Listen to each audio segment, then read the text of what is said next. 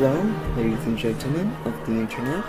My name is Lapis Dragon, and today I'm going to be doing a brief tutorial. Not tutorial, just some tips on how to get better in Civilization 6. If I sound a little weird, it's just I don't think I'm sick, but sorry, the back of my throat just feels like it has a lot of saliva in it. Kind of sticky. But anyways, I wanted to make a little video from one person in particular. Trust me, they'll know that it's for them.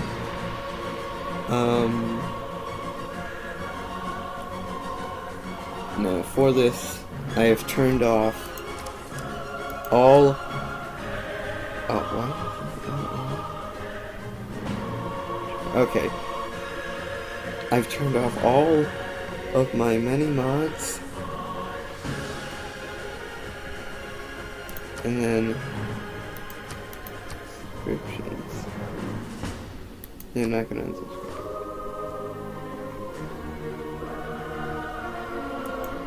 Okay. Yeah, I think I've turned off all the DLCs, but it's weird. And by DLCs, I mean like the civilization packs you can buy, which are all very nice. And so I'm gonna start this off by creating standard game, no additional modes. Although personally, if you do want to do additional modes, I would recommend Monopolies, Heroes and Legends, Barbarian Clans, Apocalypse, and Secret Societies. We'll be playing on a small continent map with a random leader on Warlord difficulty. So, yeah, let's jump right into it. It's always good to just play on like a normal map when you're starting out, because you don't really know what you're doing. You don't know what you're doing, you just need to get your feet wet. From the first stirrings of life beneath water, Ooh, Gilgamesh. to the great beasts of the Stone Age, his first upright steps, you have come far. Now begins your greatest quest. Sorry, just From really this like early this cradle of civilization on towards the stars. narration by Sean Bean. Much rests upon your shoulders, King Gilgamesh. He did Jon people, Snow, I think, and many people of the in world Game of look to Thrones. you as a leader. But you are more than a mere man, and the weight of the world will never cause you to waver. Encourage the people of Sumer to settle the fertile lands along rivers, and be sure to choose your allies carefully, for there will be many vying for a piece of your strength. Venture forth, for it is time to begin your epic tale. Alright. Go here, and this should be, what your game looks like when you load up. Nope, I forgot to do something. That was weird. Oh, what was that?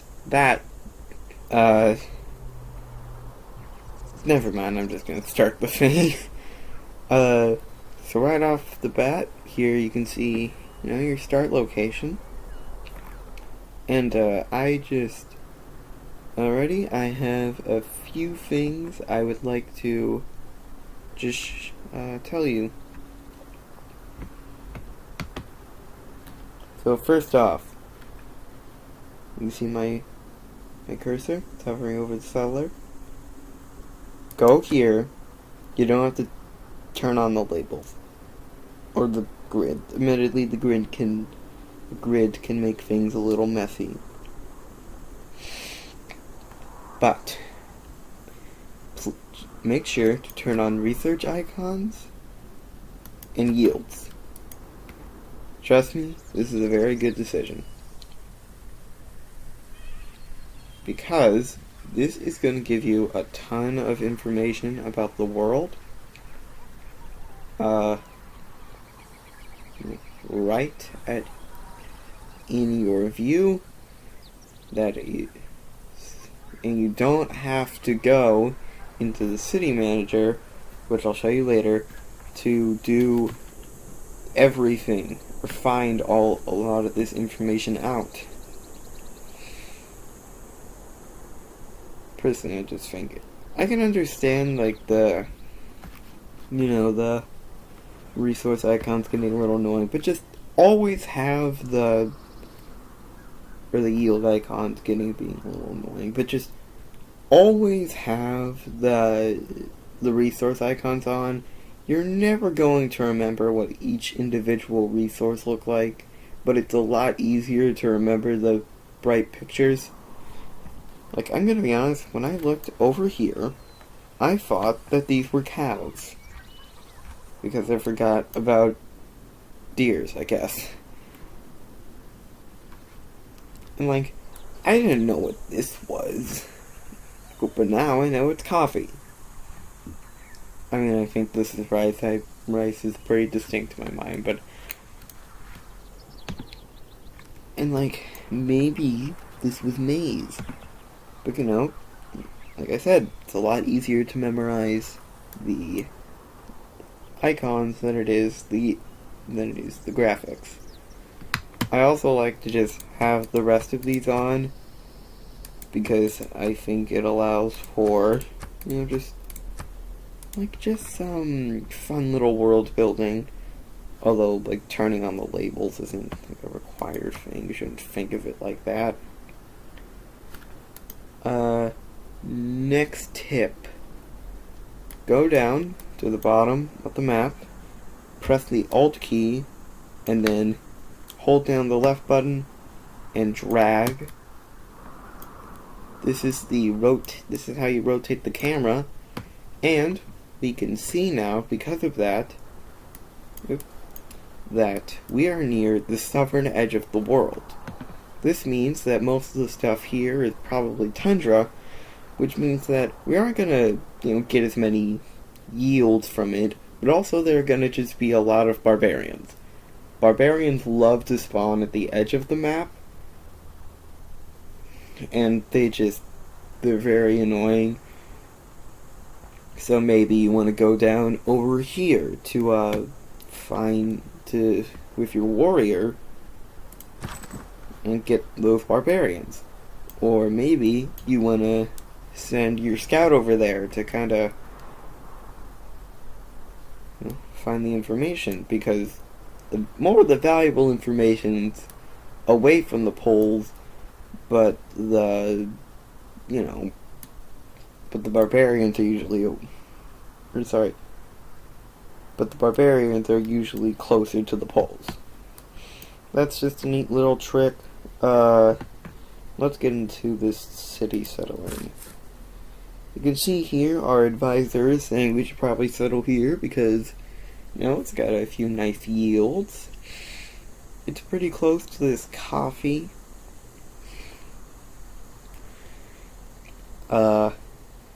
We're settling on a hill. It's also our nearest city. So it's always nice to have more cities faster. But before that, maybe something will come around that'll change our minds. Let's send our warrior here. Okay, we didn't find much. We found another hill. Let's look at our settler map. And this will show us fresh water. Oh, okay.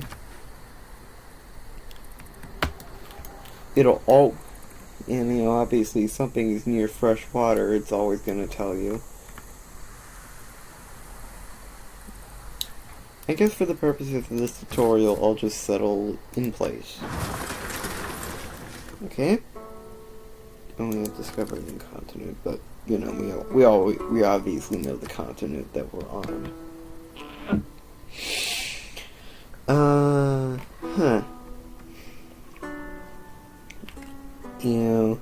Now we settled Uruk. And that's, good. I didn't plan this out at all. So we don't know what to do, but the game is prompting us to choose research. So maybe we'll just open the technology tree, although you can do it from here. But let's open the technology tree, and then you can see every technology that you currently don't have the ability to research. You can see Eureka's, which we'll get into later, and you can see every technology throughout the game except past this point. Yeah, just like there's a point when it just stops.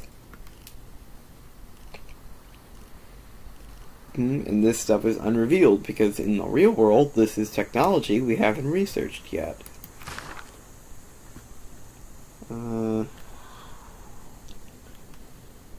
Alright, so... Oh, and the same works for the civics tree. Currently, we're just researching Code of Laws by default, because it's the first, it's the first civic, and also the only civic we can research right now. But that we can go into the classic choice of craftsmen, state workforce, foreign trade, early empire, stuff like that. But right now, let's choose a research. Now when I'm choosing my first technology, I like to think of it like this. What resources are near me? You can see that, obviously, this coffee is near the borders of my city. And so... and these maize and these deer are kind of far away. This incense is really far away. So, maybe we might want to research pottery first.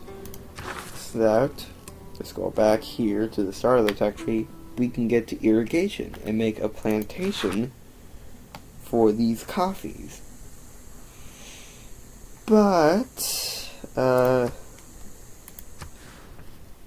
okay, sorry, it's just, I'm used to having mods, so being able to hover over my city and see what tiles it's working is weird. Anyways, so, what was I saying? So that we can get this coffee. And the good thing about coffee, and also the incense, is that they're what's called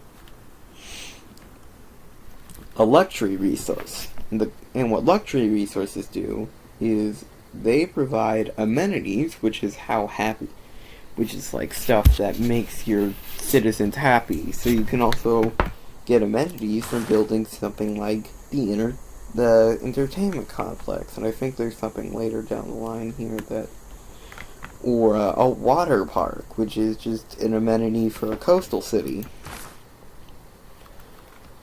And amenities, when your city citizens have a +3 here, will give you bonus yields, and likewise if they get a -2, they get yield penalties. And that's, yields here, not yields to the actual tiles. What was I going to say? Oh, yeah. So, coffees, it's nice, but the problem is that it's irrigation. And that's 2 techs, pottery and into irrigation away. Because,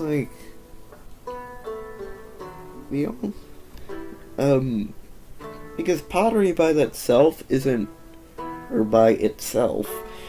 very useful. Because, it's a granary, because you get the granary, which is nice if you're settling a coastal city, but the capital is probably going to be next to fresh water by default. halt. And also your capital has a, if we go into city production, or no, if we go here to city details, don't worry about any of this. We're just trying to find the palace. See, this is the palace, which gives us, not only gives us production, science, culture, and extra housing and 2 amenities. Sorry. Might be seasonal allergies. It also, giving us most of our yields, it also gives us an extra housing. So, at the start of the game, we don't really need granaries. I mean, it does give you the earliest possible wonder of the Great, wonder, that being the Great Bath, but,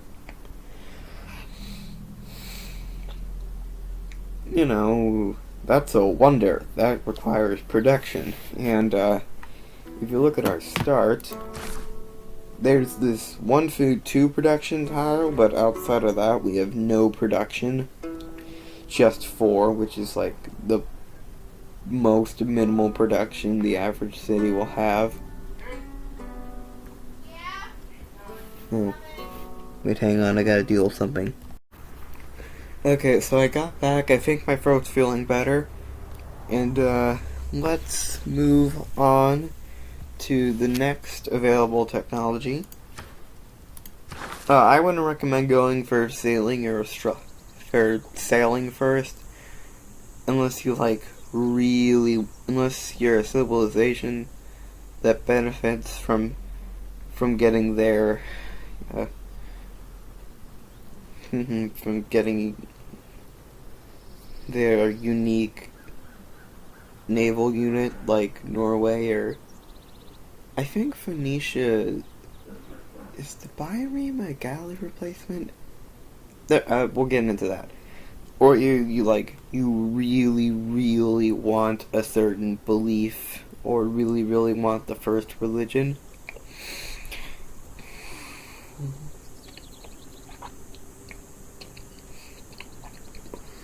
Anyway.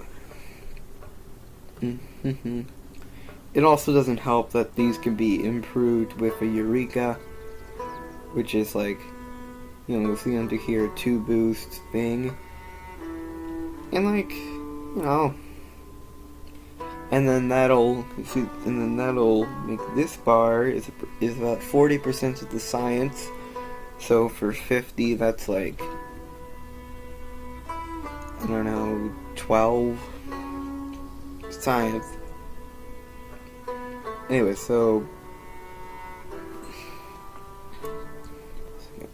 okay, and that'll complete 40% of the science, and you'll just have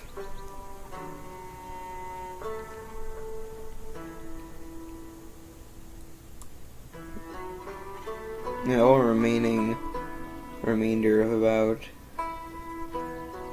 for astrology as an example, if you do the boost for it, which is to find a natural wonder, it'll only take 13 turns to research it. Anyway, so now let's go over our next, really viable option of mining. Now, mining's nice because it lets us build mines, and mines are useful. Right, mines are useful because I'm forgetting everything. And mines are useful because because not only can you build them over certain resources that require mines. We don't see any resources here that require mines. But you can also just build them on any hill. So like if we had just a grassland, and you can tell something's a grassland by this very dark green. If we had a grassland hill, that's a tile that's providing us 2 food and 2 production. And that's pretty good for a starting city when you want to maximize food, but you also want decent production. To kind of like, you know, just get out builders and stuff like that. And you can also build quarries, but those are only for very specific resources, and outside of that, you don't build them. If we look at...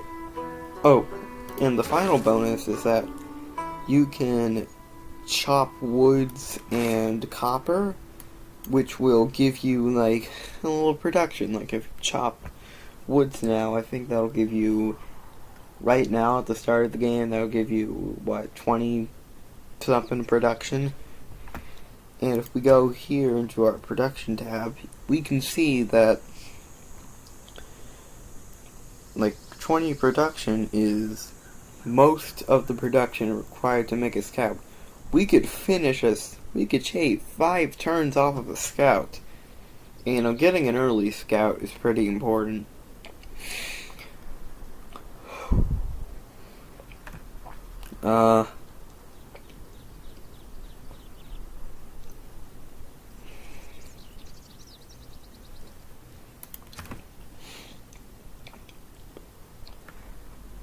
But, you know, I wouldn't really recommend chopping in the early game because it's just nicer to have the tiles, because when you chop something, you're effectively...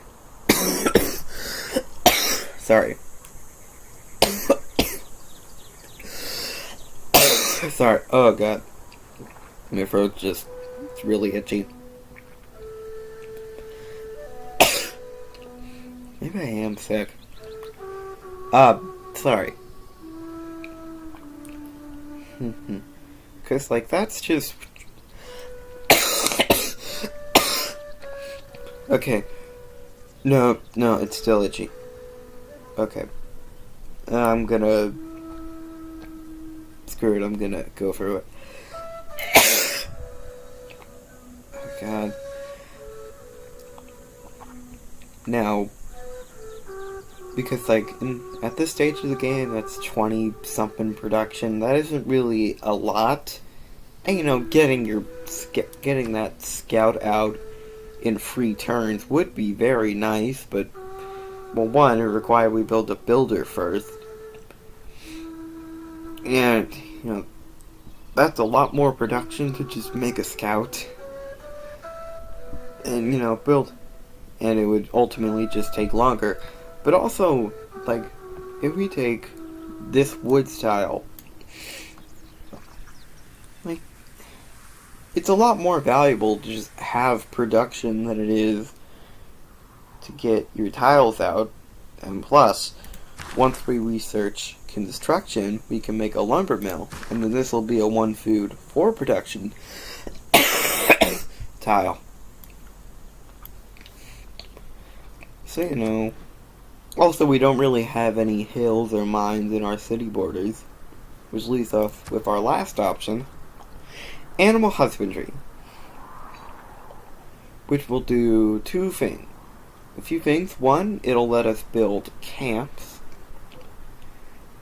and with camps, we'll provide +2 gold to a lot of resources.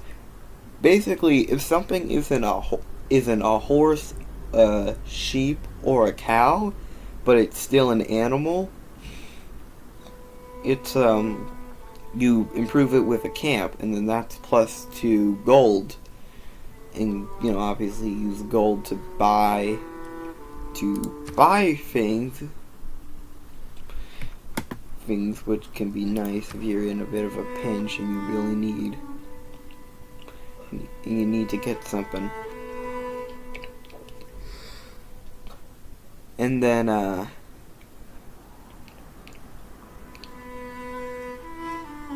you can also build pastures, which is an extra production, which, you know, that'll be nice.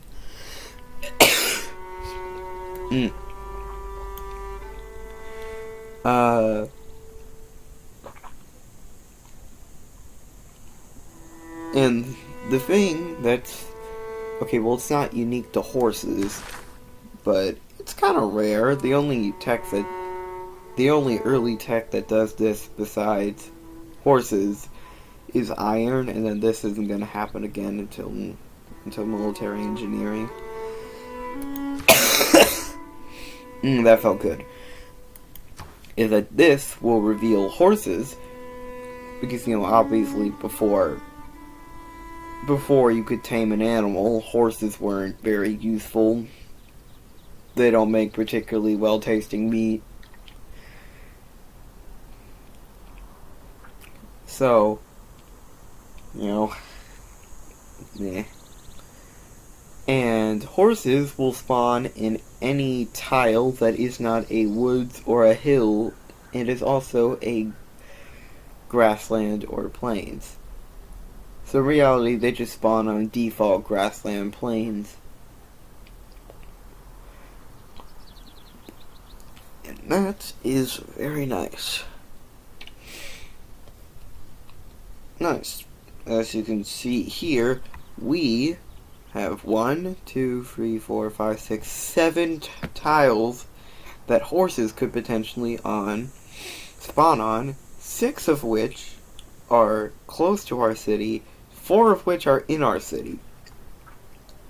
That's... Okay, I don't care about the brother status modifier. What does that even mean? Sorry. So, horses is probably a good thing. So I would say let's research animal husbandry. Oh. Or we might want to look at the bonuses for our civilization, and maybe that'll sway our decision. Let's look at Gilgamesh. These are all of his bonuses.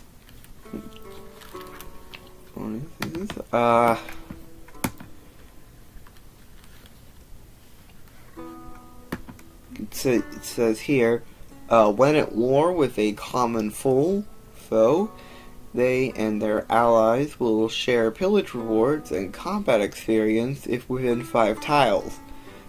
Basically, when you fight a unit, when you attack a unit with, let's say, for example, our warrior, do that. Example, our warrior, you can see here they have an experience bar, and every time they attack another unit, they get more experience. It's like it's like a Pokemon, but you don't need to kill them or faint them to get the experience. Pokemon. That's more so done for game balancing reasons. Anyways. And then pillage rewards are like, your armies can pillage a tile while they're at war with someone. Or just pillage it for the funsies. And then they'll get a bonus. Like if they pillage a campus, they get some science. Or if they pillage a farm, they'll get health back because they're pillaging the food. But they also destroy that, or I guess in the case of a farm, they're just kind of putting into a state of disrepair. They have to spend some production to repair it. And then, I don't know what alliance points are. I think there's I don't know what alliance points are in this next part of his leader ability. Also, civilizations have 2 abilities. Their civilization ability and their leader ability. Some civilizations have multiple leaders, like China can be ruled by Kublai Khan or Hua Shi Hong. But they have different leader abilities, but they both have the same China ability, which is dynastic cycles.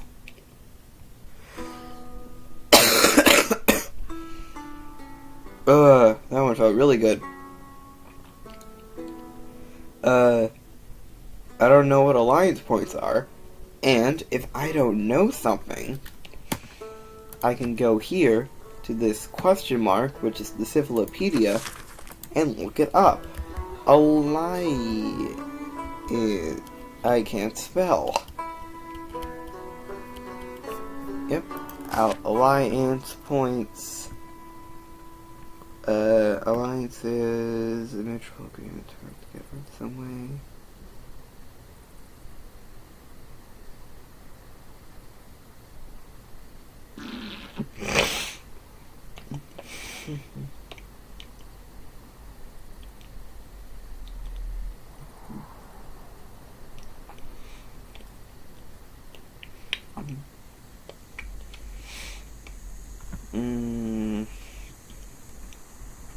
Oh, right.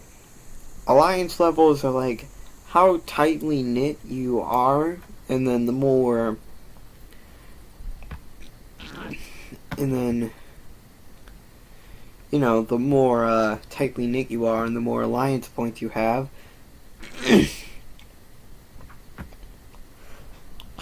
the more benefits you get from your alliance.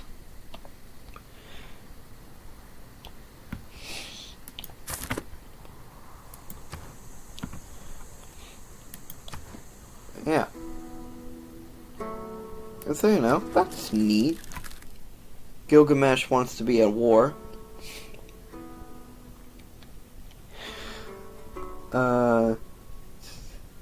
With his friends and allies.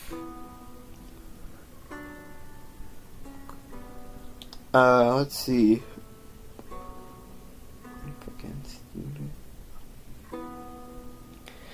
Yeah, so in other words, he benefits from being at war with his friends.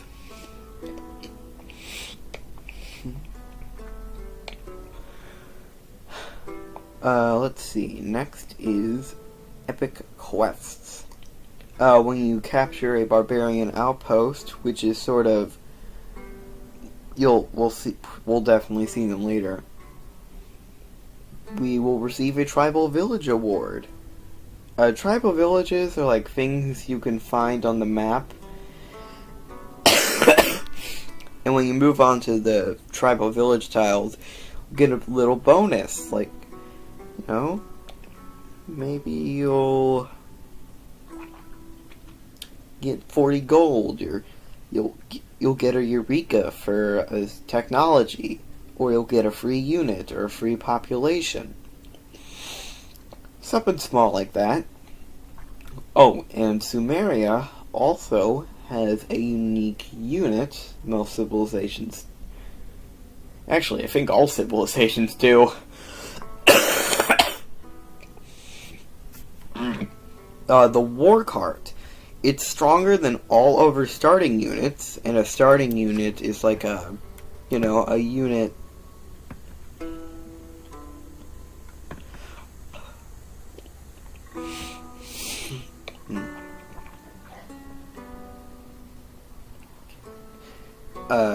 like a unit you can produce from the very beginning of the game. So, starting units in this case are builders, scouts, warriors, slingers, and settlers, and obviously a few others. And we can see here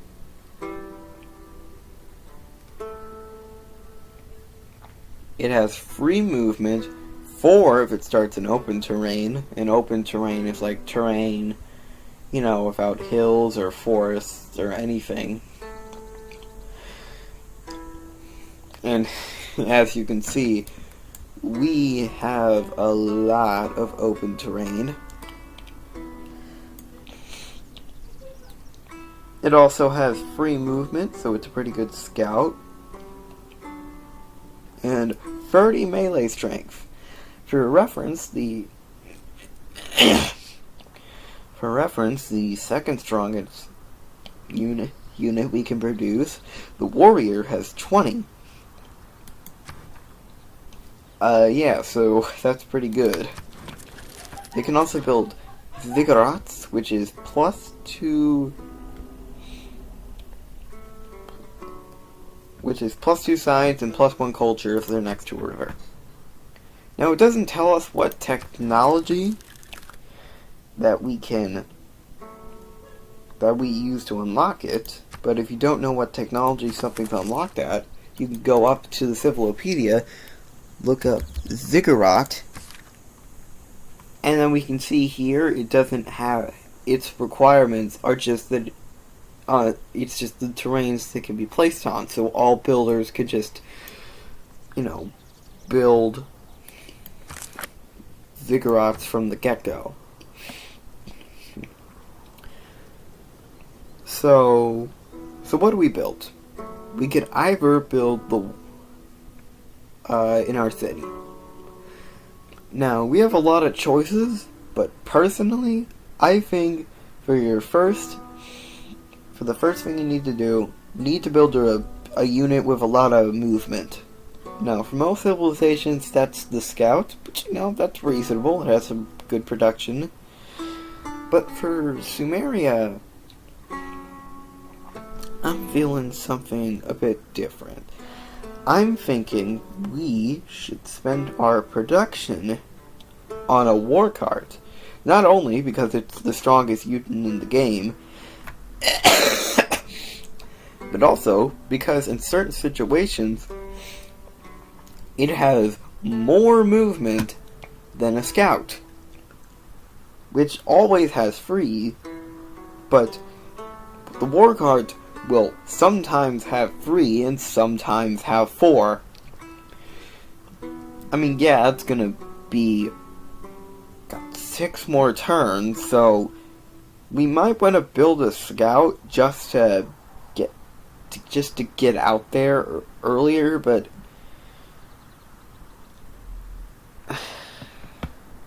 I'm a little more torn now.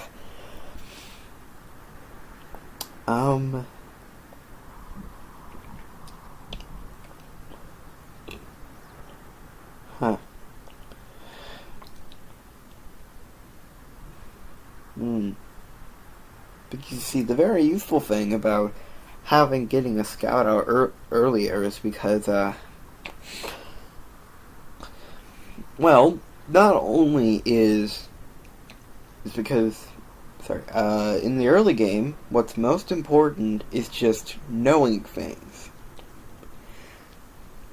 And knowing things means you know where barbarians are, so they can't send scouts over to pillage your cities. Knowing things is knowing where tribal villages are. It's also knowing where the other civilizations are. It's very valuable knowledge, but the war card is just so strong.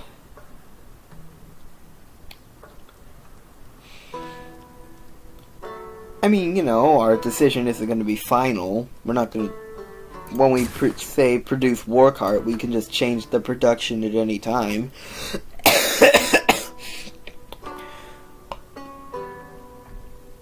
But,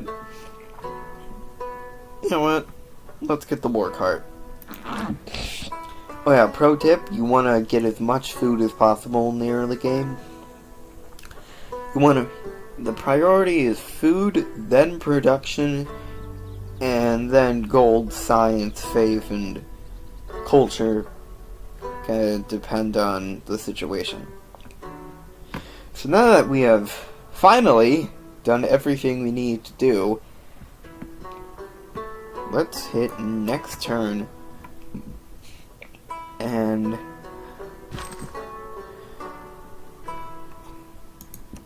do the thing. Oh, ooh. No, mistake. Okay, we found a coast. Coast next to some cattle, near some rice, and a 2 production tile. Which I know you remember, I said was very good. And that's Arabian for empty quarter. We just learned about this in school.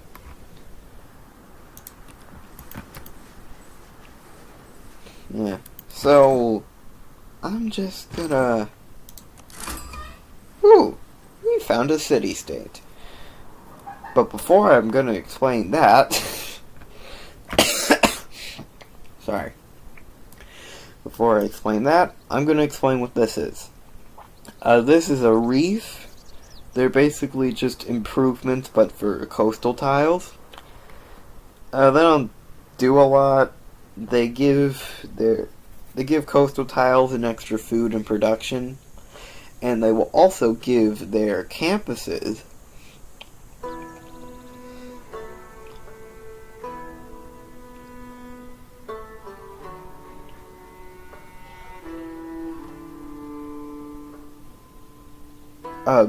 they will also give campuses an extra 2 science if you put them adjacent. So I put a campus. So if I put a campus here,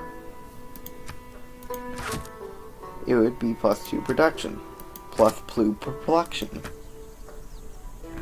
Anyway, so that's just reefs, but here is Lahore, which is a city in northern India,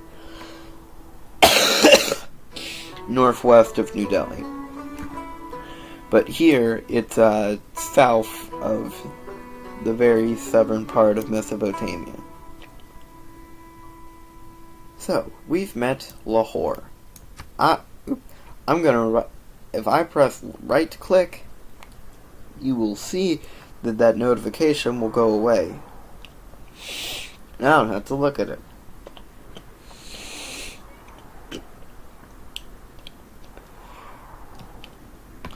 You will also see this. As the first major civilization to meet Lahore, you have earned 1 envoy there. If we go into the city-state screen, we will see that we have 1 envoy in Lahore, and we have 1 bonus envoy. And we have 1 envoy which triggers the 1 envoy bonus.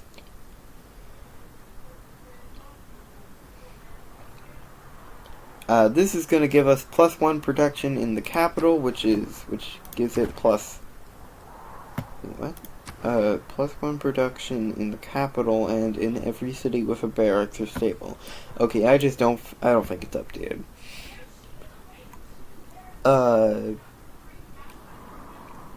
They also see a quest. If we complete a quest, it will give us another envoy with that city-state. They want us to send a trade route, which we can't do until either we get foreign trade or we build a marketplace, which requires currency, but that's stupid. I'm not going to wait until currency to send a trade route. Oh, we can also see, if we go over here, the suzerain bonus. You can become suzerain when you have the most envoys with them out of any civilization passed free. And when you're suzerain with someone, it gives you a special bonus. We'll see for Lahore, we can train Nihangs, which is a unit with a unique promotion tree. Promotion trees are when you get when you get enough experience with a city or a unit, you can get them a promotion, and that'll be a benefit. We'll see promotions when we see them. These we can purchase these units, Nihangs with faith, and its combat strength will be increased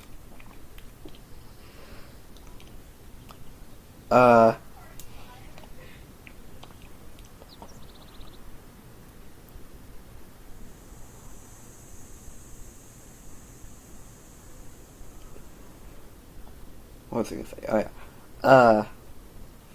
When we build buildings in the encampment district, which we will get to when we get to districts.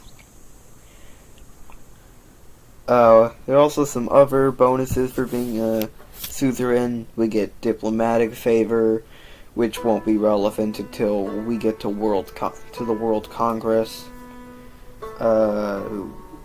This city-state will follow us into war. We can move our units there. We can improve their tiles. We get extra vision around them. We can pay gold to temporarily take control of their military. So, nice bonuses. Oh, and also when you meet a city-state, it'll alert you of its quest.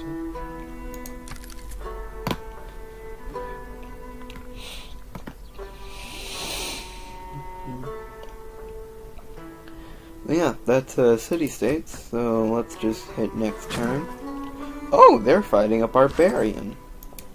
If we move our warrior here, we can see that Lahore is currently fighting a barbarian. And and Lahore decided to sacrifice their warrior so that my warrior could kill this spearman. Or almost kill this spearman. God. It hurts. But, yeah. So now my warrior is going to park here, and it'll kill this barbarian spearman. But before that happens, I'm going to fortify until heal, which will heal it, and maybe, but probably not, the barbarian will attack me. Oh. You can see right here, your cities will expand. Sorry.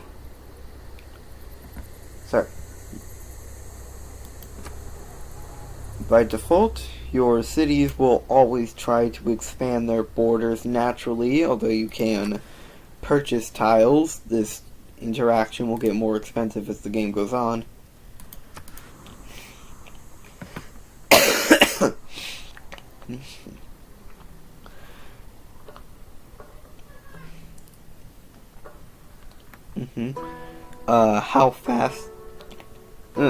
How fast they expand depends on how much culture they generate.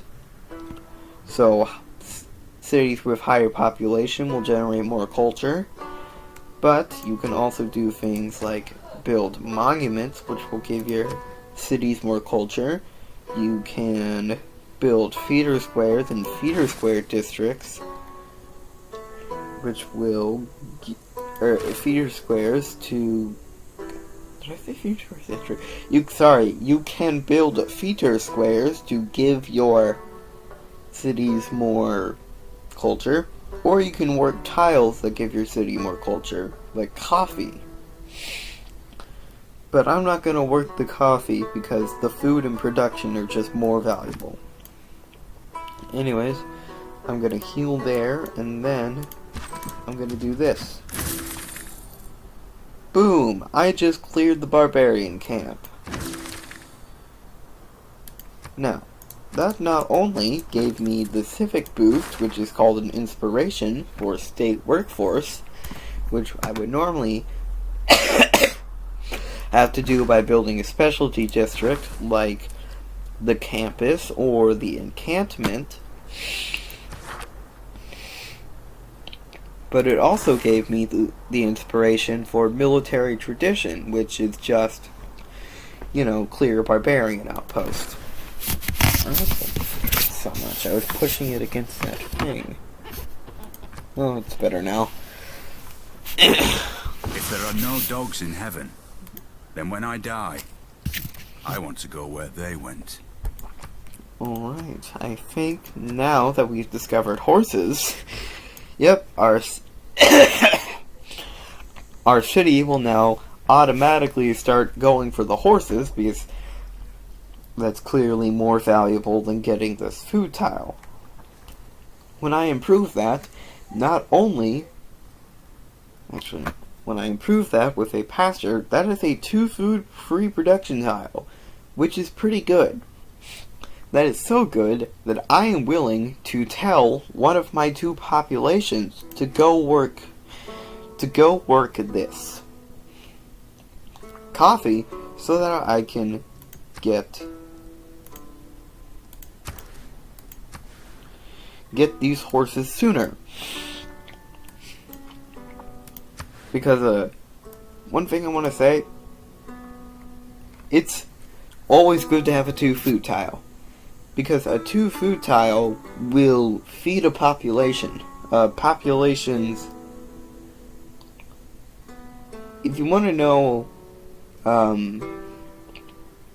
how much food you need to feed your population, just take the current food you're making and then divide it by 2, and that's that's the maximum population your city can support.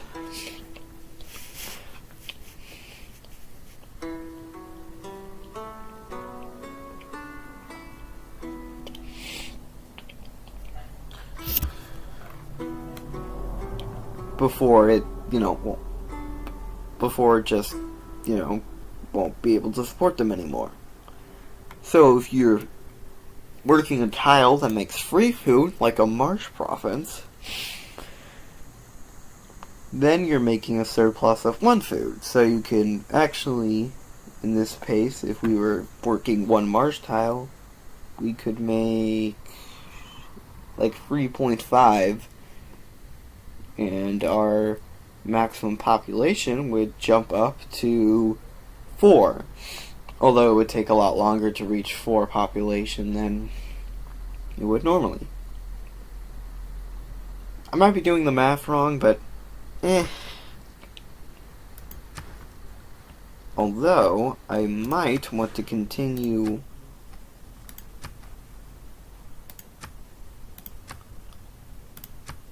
working this to... Actually, that won't get the war cart out sooner, so I guess I really do just want to work this tile.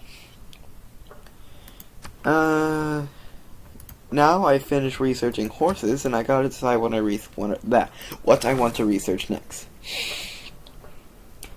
So, I have a few viable options. I could go into pottery, which would get me writings, pottery, which would give me access to irrigation, so that I can prove that coffee. Yep. That coffee, or I might want to. I could also get access to the campus, and to a lesser extent the Ediment key. But again, it's a wonder that requires production we don't have.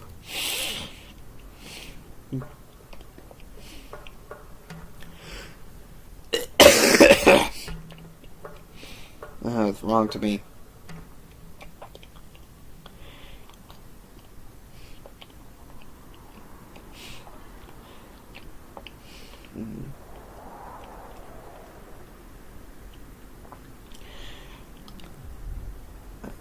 Those are very nice. I could also go down mining to get mines.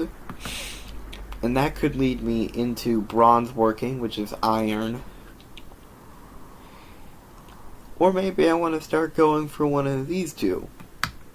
But looking at my options... I think right now pottery would make the most sense, but mining's just more versatile. It's not that, pottery is the worst technology ever. It's not. That's astronomy. But it's more so...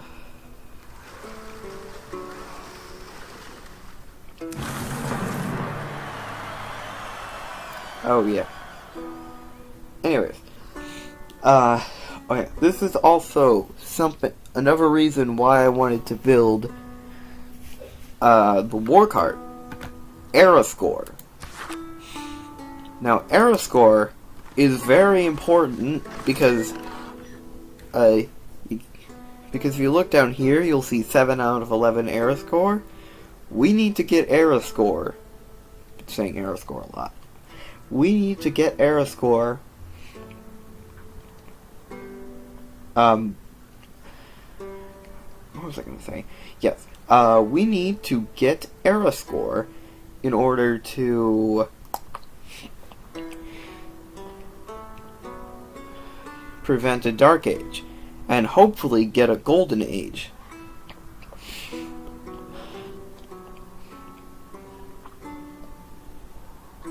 And the reason why we want to do that is because dark ages will just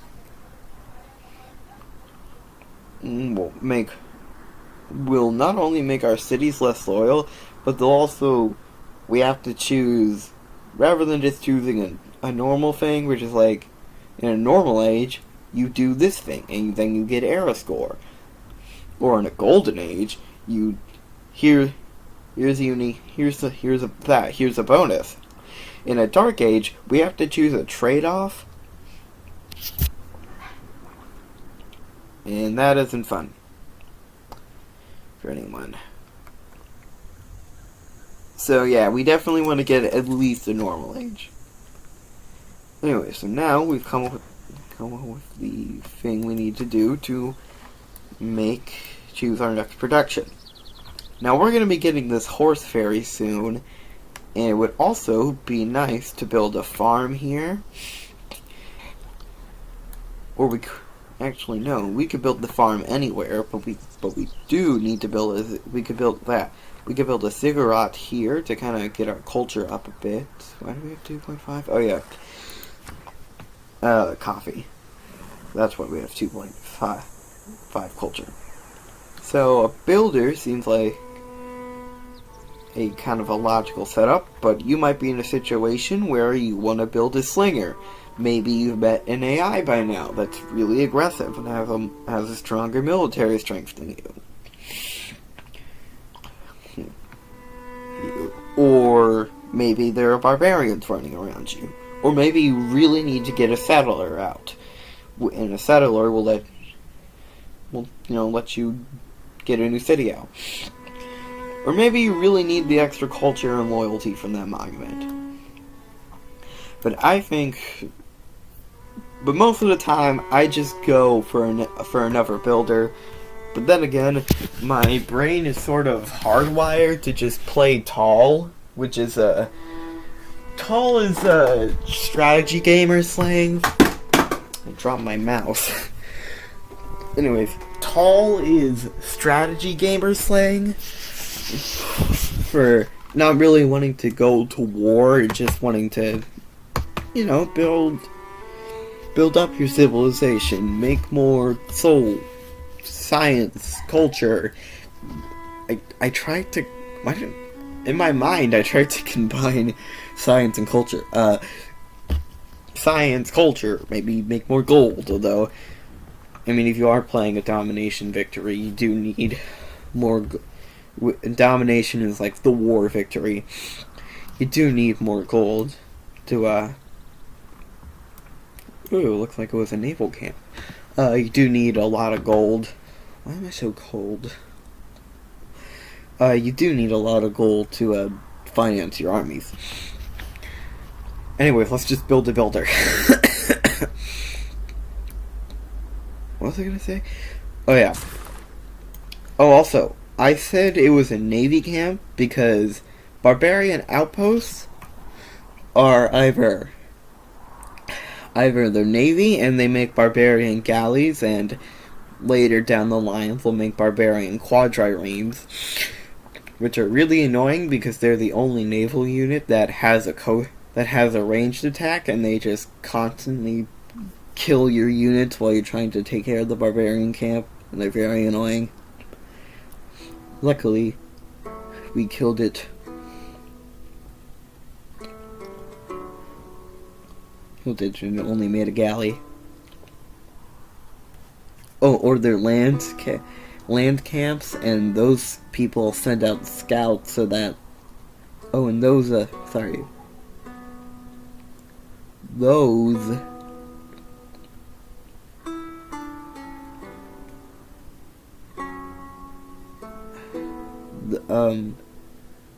Oh yeah, in land camps, what they do is they send out barbarian scouts to scout your cities.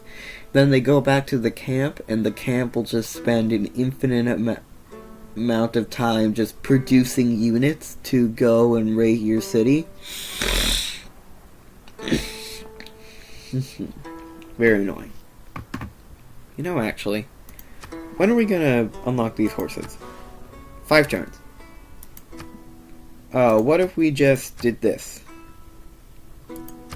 Okay, so that isn't gonna change the production, but now we're just gonna unlock the horses sooner or later. You see, if the production difference was, slight enough, I could build horses. I could do this so that I could get these horses sooner. But the more I think about it, I still want to do this because I'm getting a 2 food 2 production tile, which will become a 2 food free production tile, and will be by far the best tile I own, even while I'm getting my builder. At his best, man is the noblest of all animals. Separated from law and justice, he is the worst.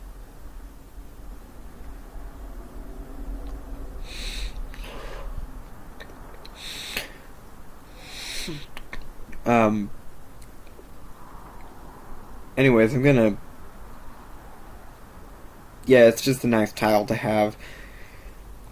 Anyways, that nice Aristotle quote segues us into Code of Laws, the first civic. Civics... I'll change policies. Like, civics are sort of the government policies that have their own tree. And rather than giving you improvements or units or buildings or whatever, like in technology, they give you policy cards, which are little bonuses you put in. And how many cards you can put in is dependent on your government. And also how many types of cards you can put in. Like right now, we're a tribal chiefdom.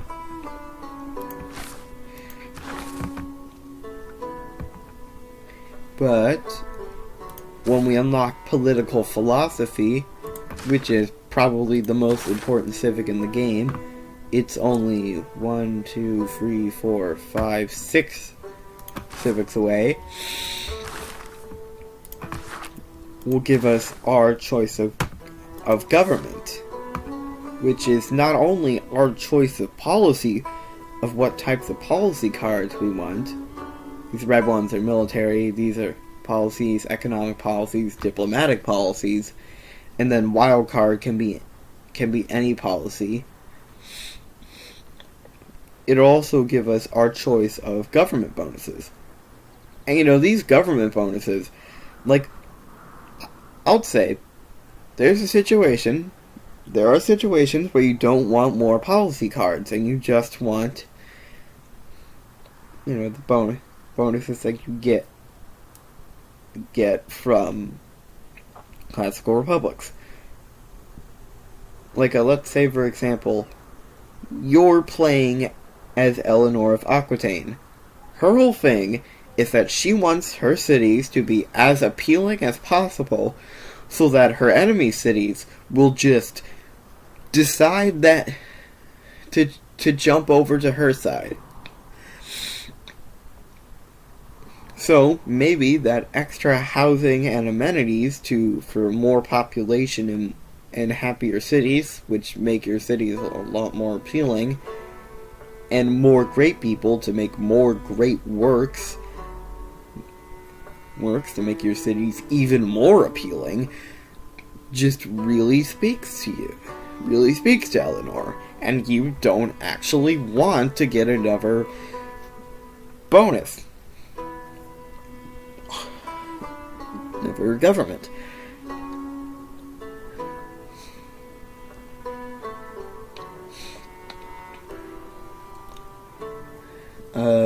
You don't actually have... There's never a point where you have to change government. Like, if we go into the civics tree, with the exception of political philosophy, because you never want to stay a chiefdom. Chiefdom, if we go down, you don't have to research divine right at all. It just leads to Reformed Church, which is another government thing. And you don't actually need that. All of these two technologies, which lets you continue down the civics tree, don't actually require exploration or Reformed Church. Same is true. Same is true for, these ones. You don't need it. Just, you don't need to change. You can do any government you want. But anyways, when you research civics, you get policy cards, and you slot that in through your policies. So, these are the 4 starting policies. You'll know them very well. Personally, I would recommend going for God King and Discipline. God King, because it gives you +1 faith, and, the extra gold is nice too. And Discipline, because an extra combat strength against barbarians is very nice. Now, you're gonna want faith, because when you get 25 faith, you can choose a pantheon. And the nice thing about pantheon is that regardless of what religion is predominant in your city, your pantheon will always remain the same. At least I'm pretty sure that's how that works. I might just be speaking out of my butt. And there are civil... I don't really think there are a lot of times when you desperately need that extra production with urban planning. And survey, you only plug in survey when you don't really have a lot of barbarians. And that doesn't happen a lot. That only happens when you're in a very isolated place, like you're on a large peninsula. And you can just start barbarian spawning by keeping units, because barbarians can only spawn in places that are out of sight, and they will spawn for the rest of the game.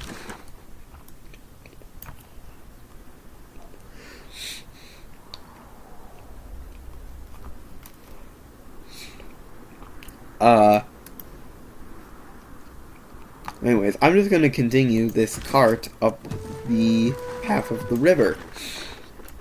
Oh, tribal village. That'll give us a little bonus. And I chose this river and not this river that you can kind of see, because, it's a little faint, but you can see this little nub. That's the end of the lake. That's the lake, that's the mouth of the river that, I presume it's also the river Lahore is using. I think it goes like this. I never noticed that before, because there's kind of this weird darker streak in here. That's neat. I might just be overthinking this. Anyways, I'm gonna follow up this river so that I can hopefully just, find something. Find something, because, yeah.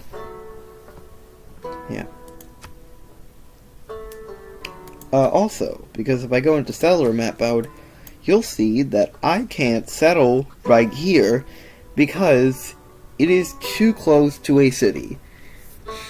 A lot of this territory is going to be too close to Lahore to actually use. And who knows? That's a very tiny area, so there's probably nothing good there. But anyways, now I have to choose what civic I want to research. Now, I think I want to research foreign trade because, Lahore wants me to get a trader. And also I can use trader to give yields to my city. Which will, I'll explain when I get a trader.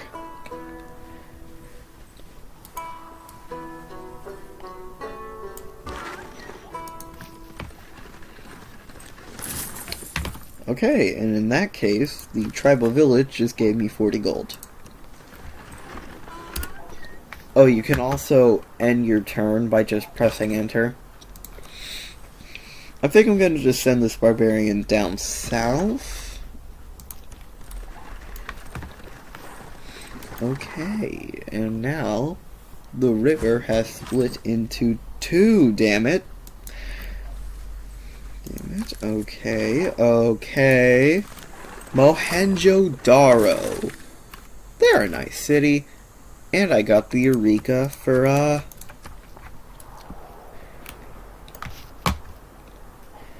foreign trade. So now I'll get it even sooner. That's neat. Anyways, so we were the first civilization... No, actually, we weren't the first civilization to meet Mohenjo-Daro. Huh.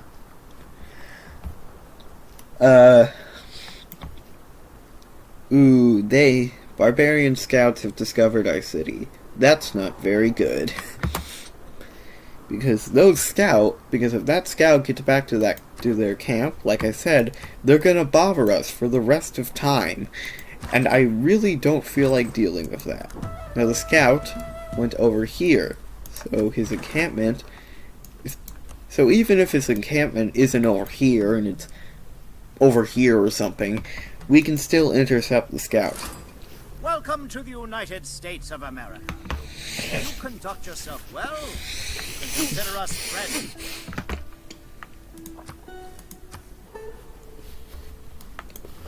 When you find yourself in a hole, quit digging. Okay, so, if you're confused about what just happened there, outside of, finding mining, we just met Theodore Roosevelt in his Rough Rider form. This is another civilization, its capital in Washington, that we can interact with. One thing you gotta know right off the bat, always send delegations. Immediately. Like, unless you really, really need the money, always send delegations. You want to do that because if we go here and we click on this heart, we'll see they have a pretty decent bonus with us because we sent them a delegation the moment we met them. And when you meet someone for the first time, they can't really judge you for all your actions because they just learned about your existence. And if you send them a delegation, even if you're not a very likable player, and likable defined stuff as like, just declaring war, a lot of wars, they're gonna like you. That delegation is gonna make them like you. That delegation is gonna make them hate you less. Not like you more, just hate you less. Oh god, it's so cold. I don't want to turn my fan down though, because I'm worried if I do, it's gonna be too hot. And if we go back here into overview, we'll see this, agendas. Likes peaceful civilizations that have a city on its home continent, hates civilizations starting wars against a city-state or civilization based on his continent.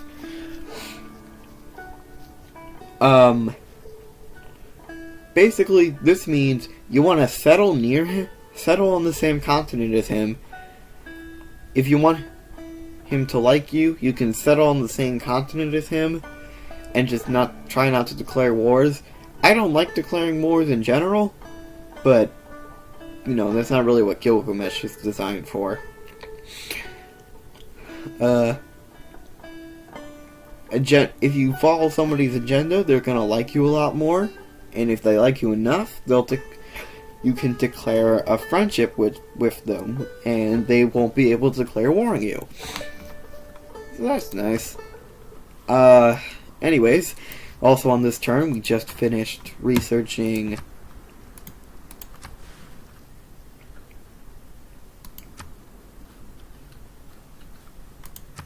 I definitely want to yeah, sure, I'll do that.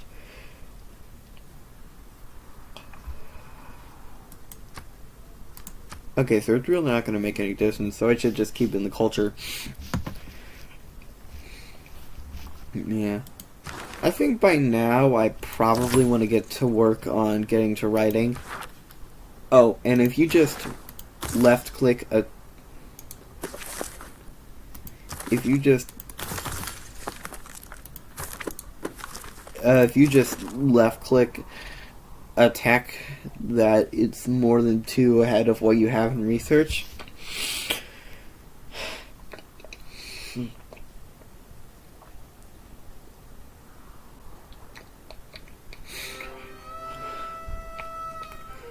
you can just queue it up. Or maybe you want to research something in a particular order, like you want to go pottery into writing into astrology. When you click on astrology, it cancels that pottery to writing queue. You can just hold shift, and then left click, and then it'll research astrology for. Just something nice to know. Okay, I think I'm done with city management. Let's see. Let's send my warrior over here. I know I should probably be taking care of those dang barbarians, but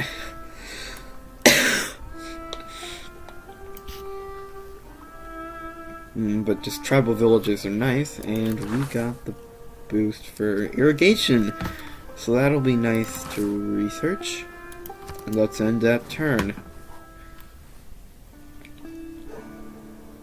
Thank you for the Thank you for giving me my money back. You know, I always found it funny when like you send a delegation to someone and then you immediately send it back and vice versa, because it's just like you're just exchanging the money that you both got from each other. You're just, yeah. I worded that right. I can word. You're just exchanging the money that you both gave to each other. Oh, judging from the fact that this scout didn't have an exclamation point above its head. Oh, damn it. Oh, yeah, if you click on a tile with something that has movement, you can tell it to move in a queue. That's cool. Anyways, if a scout has an exclamation point on its head and it's a barbarian, that means it's scouting your city, and it can and will go back to its camp to report the existence of your city. So that means that this barbarian either already knows that my city exists.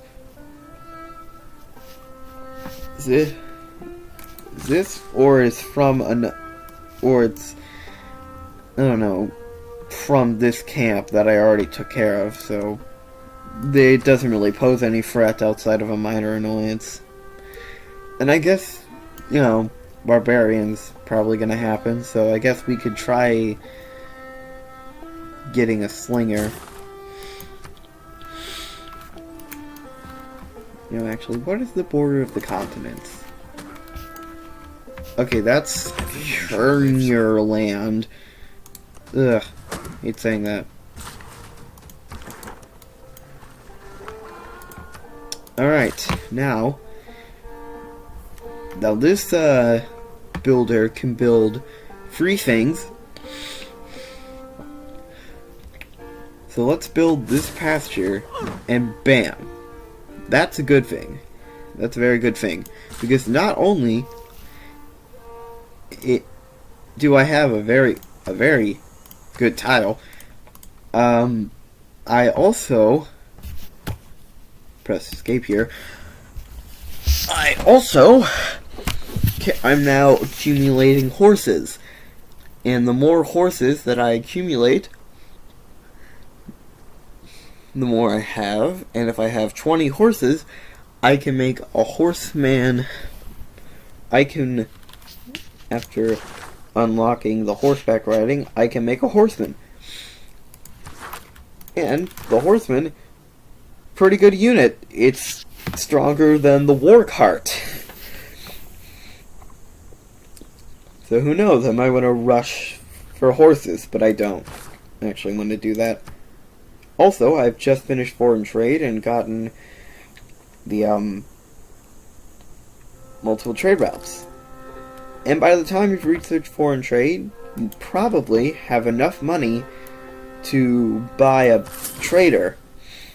And then next turn, we can send that trader off to Lahore and get the extra envoy. And I think for now, I'm just gonna work on craftsmen because I can get the boost to it faster. And well, it's very nice when you're working on a technology and then you get the boost for it, and suddenly it's earlier sooner. It's available sooner.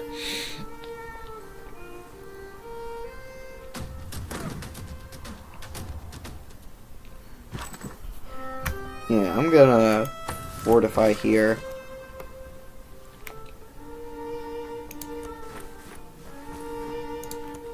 And then I'm gonna send this guy up here. And now, I'm gonna set it over there. That's an extra envoy. And the boost for currency, which is very nice. I think I'm gonna scout over here so that I can go see America. Oh, no. That's gonna happen a lot. You can just click on the unit and then click cancel to stop movement cues. Oh, also, there's this thing that's gonna happen a lot later in the game than what I'm showing right now. Where,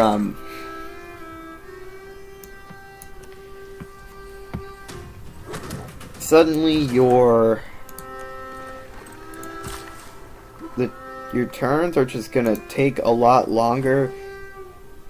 Inexplicably. Wait a minute. I thought it said +1 culture if next to a river. This is very obviously next to a river. Oh, okay. Yeah, obviously I want to, use that. That's just that's just culture and food and science and stuff.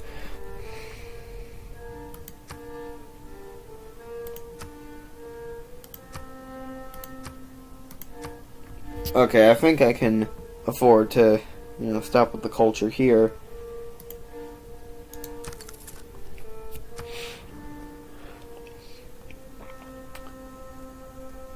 Actually, I might want to work the culture tile just a little longer so that I can get this 1 food, 2 production tile, which is very nice. No man ever wetted clay.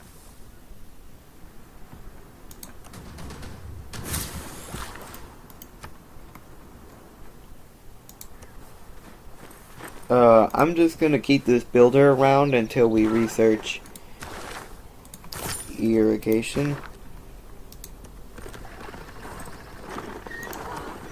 Oh, we've also killed 3 barbarians, so we got the boost for bronze working.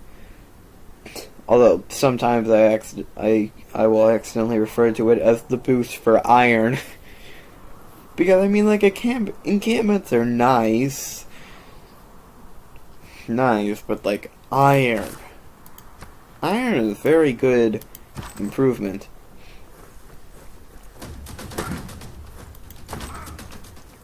Yeah, I'm just gonna go over here and... Oh no. Oh no. Anyways, it's turn 27. I guess I can make another war cart, and then I'll make a settler. Oh, I accidentally confused my builder for my slinger. Oh, and I accidentally just lost my thing. Hey, builder, go back there. Why do you hate me? He's like, they're unfriendly to you. For no reason. Like, it doesn't it doesn't even do the normal thing when you're unfriendly and just says first impression. He just doesn't like me. Decided it. I don't know, maybe he just has a bad feeling about war-based civilizations. Could be the case. Alright, I'm gonna take my slinger and I'm gonna engage in a slinging battle for the ages.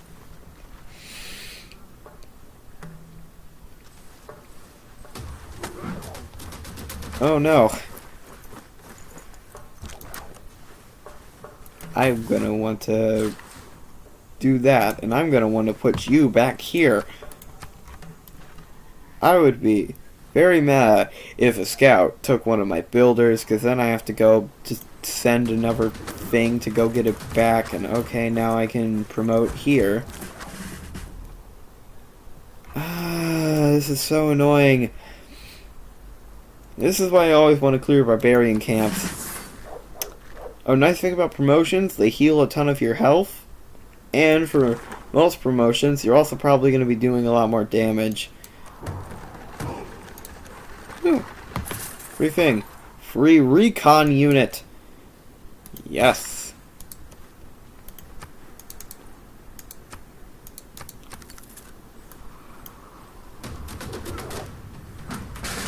The man who has grit enough so annoying. And I guess I got the boost for archery, which is to kill something with a slinger, but still, my entire military is just war carts, which isn't a bad thing, but... Without craftsmanship, inspiration is a mere reed shaken in the wind. Whilst working on the railroad. Anyways, I don't think I really want to switch out God King yet, so... we're already going to be making a lot of stuff from campuses, so I guess we should just work on bronze working for the iron. Or no, we're already going to be making some science and stuff from our ziggurats. But, I mean... Well, the thing with, what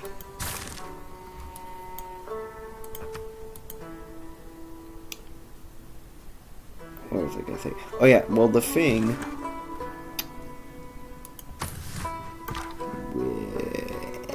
Yeah, the thing with campuses is that they provide passive science per turn, whereas with a tile improvement, like a ziggurat, it just requires that you actively work it with a population, and like, you know, this thing doesn't provide 2 food. Statistically, I'm losing production off of... I'm losing population off of this. I can obviously still support an extra population, but, you know, it's just a little annoying. Anyways, I'll probably buy another trader, and I guess I'll get another settler. An unmet player has finished building the thing.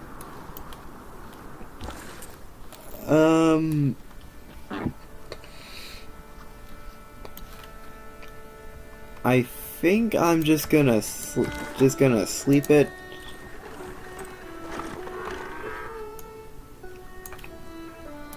Okay, this is gonna fortify on hills, and then, I mean, these idiots can take it out if they want to. But I'm pretty content where I'm standing.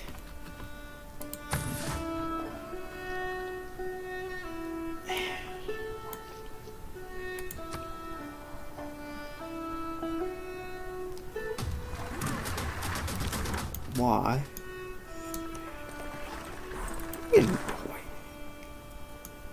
I literally took no damage. Ha! Barbarian scum are the weakest things alive. Ratata. I don't know what that accent was.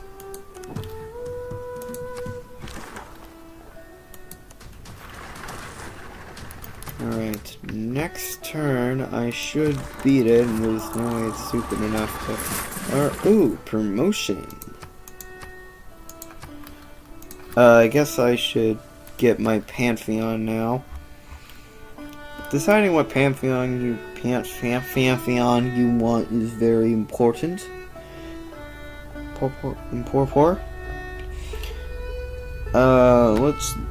I don't really think we're gonna be going. But you know what, I'm not really going for anything long term, so like, what's gonna get me the most stuff now? I could get Goddess of the Festival, so that this is gonna give me 2 food, 2 gold, and 2 culture, which is just not only gonna make it very nice and even, but also it's just a good tile.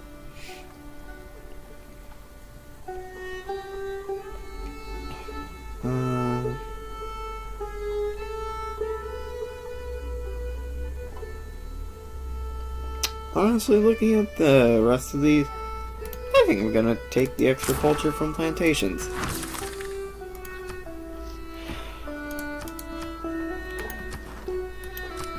And I'm gonna send this envoy so that I'll become the first suzerain of Lahore, and if you look down here, I am only 22 era score away from a golden age, which is obviously a good thing. Anyways, I'm gonna take this. Man, that galley's been getting around. I'm gonna take this war cart and just, send it over to Lahore to take care of the barbarian menace. I'm also interested in creating a lasting legacy, because bronze will last for thousands of years. Richard MacDonald. Didn't historically.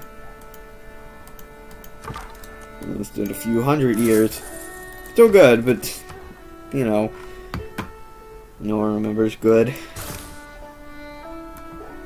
Get this way. Let's kill this scout, and I guess we'll send this scout over here.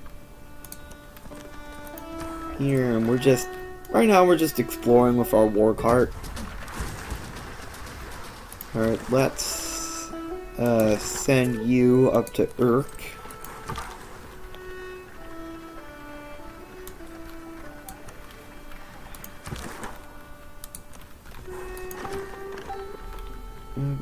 Bad idea. A strong economy begins. Where's the outpost? It's right there. Of course it is.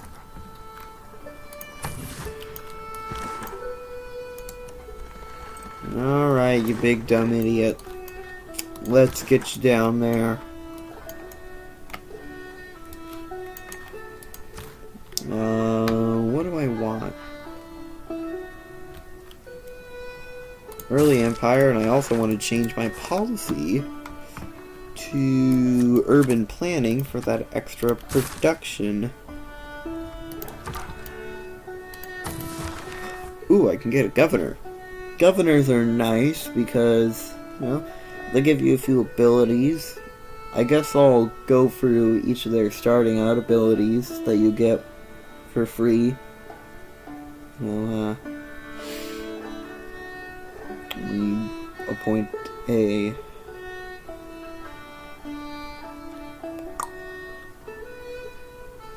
governor. So, first is Victor, who has Redoubt.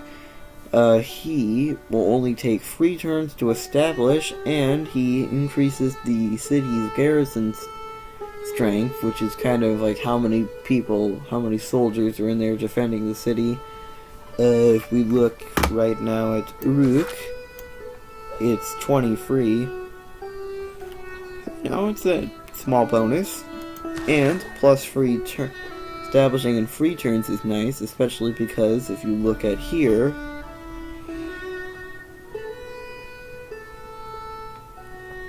loyalty is Nice, because it can provide for your city. Did my screen just get darker? Oh, hang on, I know how to fix this.